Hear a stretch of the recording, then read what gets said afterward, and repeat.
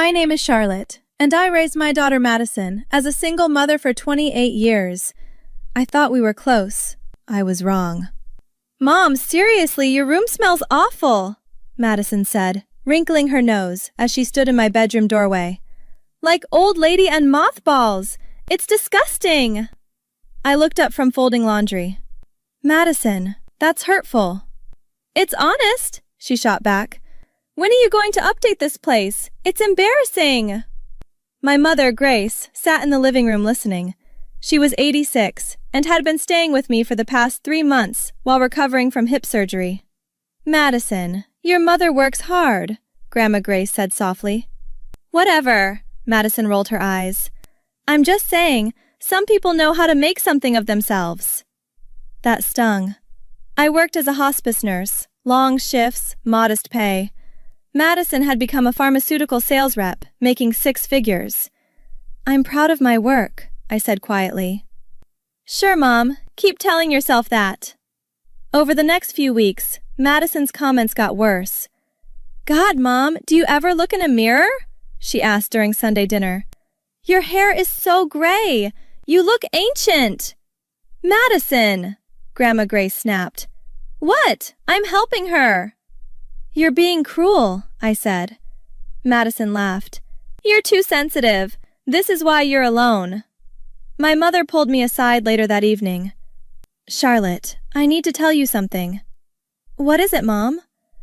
Madison came to see me last week, she said. She asked about my will.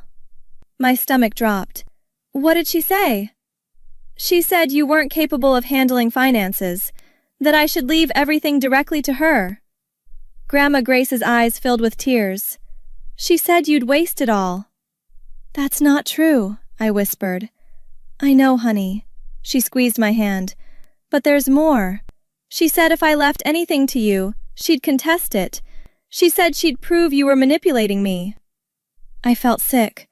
Mom, I would never. I know. But Charlotte, I'm worried.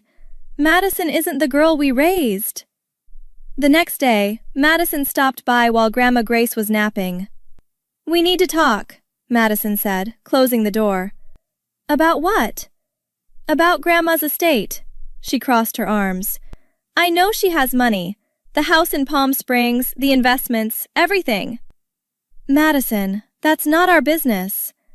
It's absolutely my business, she snapped. I'm her granddaughter. You're just the caregiver. I'm her daughter. A broke daughter who lives in a dumpy apartment. Madison's eyes were cold. I deserve that inheritance, Mom. I've made something of myself. You haven't. Get out, I said. You can't kick me out. This isn't even your apartment. Grandma pays half your rent. That was true. Mom helped with my expenses. I'm done with this conversation. Madison leaned in close. You better not turn Grandma against me, because if you do, you'll regret it. After she left, I sat in shock. My own daughter was threatening me over money that wasn't even hers yet. Grandma Grace emerged from her room. I heard everything, Charlotte. Mom, I'm so sorry. Don't apologize. You have nothing to apologize for. She sat beside me. But we need to act. Madison has shown her true colors. I called my friend Robert the next morning. He was an estate attorney I'd met through my work. I'd cared for his father during his final weeks. Robert, I need help, I said. What's going on, Charlotte? I explained everything. Madison's cruelty, her threats, her obsession with the inheritance. That's elder abuse territory, Robert said. Financial exploitation, or attempted exploitation anyway. Has she tried to isolate your mother? She told Mom that I'm incompetent, that I can't handle money. Classic manipulation, Robert paused. Look, I can't represent you directly since we're friends, but I know someone who can. Janet Reeves. She specializes in estate planning and elder protection. 2 days later, Grandma Grace, Robert, and I met with Janet in her office. Mrs. Wellington, Janet addressed my mother. Tell me what you want. I want to protect Charlotte, Mom said firmly. Madison has become someone I don't recognize. She's cruel to her mother. She only visits me to ask about money. Do you have recordings of these conversations? Janet asked. I do, I said. I started recording on my phone after the first threat. I have 3 conversations where Madison explicitly discusses the inheritance and threatens me. Janet's eyebrows rose. Good. That's very good. Is that legal? I asked. You're in California, so yes, one-party consent state, Janet explained. These recordings show intent to manipulate and financially exploit. They also demonstrate Madison's character. What can we do? Mom asked. Several things, Janet said. First, we revise your will immediately. Second, we document everything. Third, if Madison escalates, we file for a restraining order based on elder abuse. I want Charlotte to have everything, Mom said. The Palm Springs house, my investments, my savings, all of it. Mom, you don't have to. Yes, I do. She gripped my hand. You've cared for me, loved me, worked yourself to exhaustion for years. Madison has shown me who she really is. Over the next week, we worked with Janet to restructure everything. Mom's estate was worth more than I'd realized, nearly $2 million. The Palm Springs house alone is worth $800,000, Janet said. Plus she has $900,000 in investments and $300,000 in savings. I felt dizzy. I had no idea. Your mother lived frugally, Robert said. She invested well. Charlotte, Mom said, I want you to have the life you deserve. Buy a beautiful home, retire early, travel, do everything you've sacrificed. We signed the new documents on a Thursday. Everything went to me, with one exception. Madison would receive $5,000 and Mom's china set. That's intentional, Janet explained. It shows she wasn't forgotten. It prevents her from claiming undue influence. The next Sunday, Madison showed up for dinner. Where's Grandma? She asked. Resting, I said. She's tired. I need to talk to her. About what, Madison? That's between us. She tried to walk past me. I blocked her path. No, you're not interrogating her about money anymore. Excuse me? Madison's face reddened. You can't keep me from my grandmother. I can when you're harassing her. Harassing? Madison laughed. I'm protecting her from you. Really? Is that what you call telling her I'm incompetent? Madison's eyes narrowed. She told you that? I heard it myself. You were eavesdropping? In my own home? No, Madison. I was listening to you threaten me. I never threatened you. I pulled out my phone. Want to hear the recordings? Her face went pale. You recorded me? Every conversation where you discussed Grandma's money and insulted me. That's illegal. Actually, it's not. California is a one-party consent state. I crossed my arms. And those recordings show you attempting to financially exploit an elderly person. Madison's hands shook. You wouldn't. Try me. 3 months later, Grandma Grace passed away peacefully. I was devastated. The will reading was scheduled for the following week. Janet called me the day before. Are you ready? She asked. As ready as I'll ever be. Madison doesn't know what's coming. The next day, I arrived at Janet's office. Madison was already there, looking smug. Mom, she said curtly. Madison? Janet entered with Robert. Thank you both for coming. Let's begin. She opened the file. Grace Wellington's last will and testament, executed 3 months before her death. Madison leaned forward eagerly. To my granddaughter, Madison, Janet read. I leave the sum of $5,000 and my china set. Madison's face froze. What? To my daughter, Charlotte, Janet continued. I leave the entirety of my remaining estate. This includes my residence in Palm Springs, valued at $800,000. My investment portfolio, valued at $900,000. My savings totaling $300,000, and all other assets. No, Madison whispered.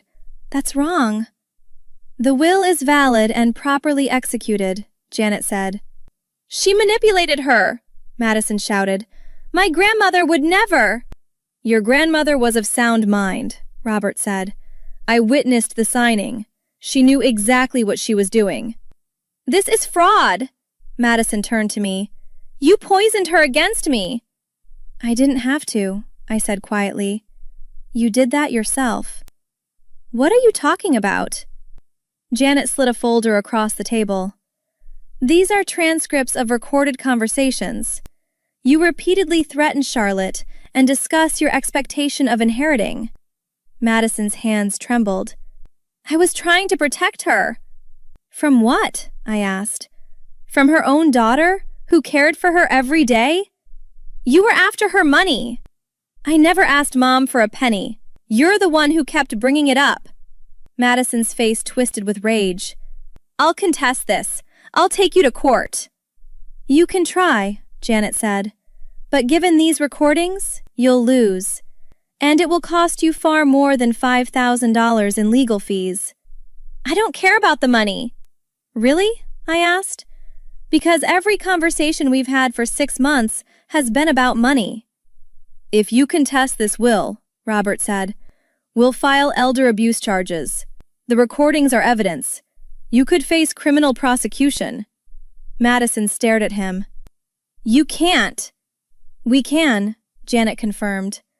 Financial exploitation of an elder is a crime in California. Madison looked at me with pure hatred. I'll never forgive you for this.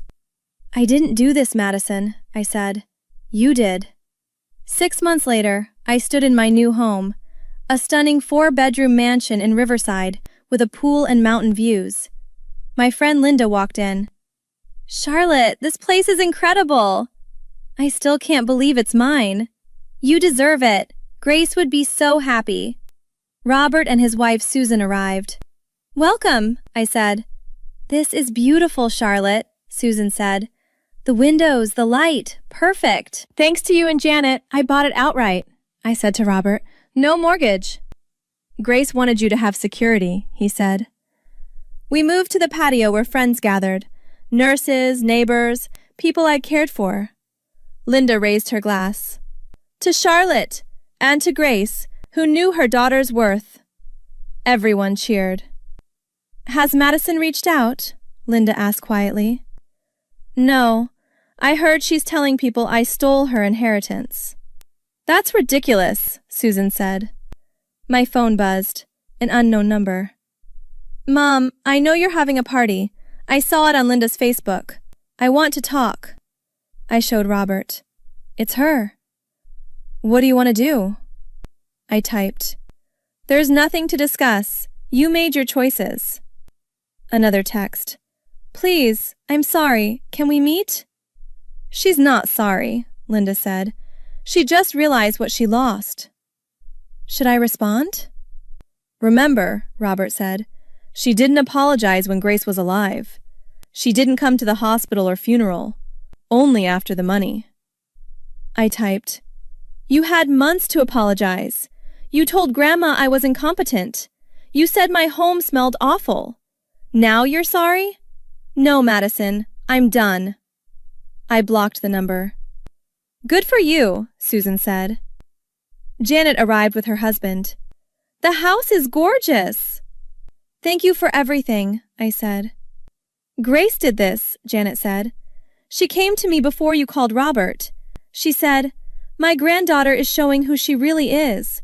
I need to protect my daughter. I didn't know. Grace was sharp until the end. She told me, Charlotte deserves to live in a beautiful home, not that cramped apartment. She deserves to rest. I started crying. Linda hugged me. Your mom loved you so much, Linda whispered. Don't wish for Madison to be different, Robert said gently. She is who she is. Focus on honoring Grace's gift. He's right, Janet said. Grace wanted you to live well, so live well. I retired last month, I said. I'm starting a nonprofit, free respite care for family caregivers. Charlotte, that's wonderful, Linda exclaimed. Mom would have loved that, I said. To Grace, Robert raised his glass. And to Charlotte, who turned pain into purpose. To Grace, everyone echoed. As evening came, I stood at my kitchen window. Linda joined me. How do you feel? She asked. Grateful and sad. I lost my mother and my daughter in the same year. You didn't lose Madison. She lost you. I'm not going back. She can apologize all she wants. You don't owe her forgiveness, Linda said firmly. She threatened you. She tried to turn Grace against you. One sorry text doesn't fix that. I know. You deserve this happiness, Charlotte. Every bit of it. I looked around at my home, my friends, my new beginning. Mom had given me more than money. She'd given me permission to value myself. Justice isn't always about revenge. Sometimes it's simply about standing up for yourself and letting people face the consequences of their choices. And now, I'm living the life Mom always wanted for me. In a home that smells like lavender and fresh paint, not old lady and mothballs. Have you ever had someone close show their true colors when money was involved? Would you have given your child a second chance, or done what I did? Like and subscribe for more stories about people who refused to be victims and fought back the right way.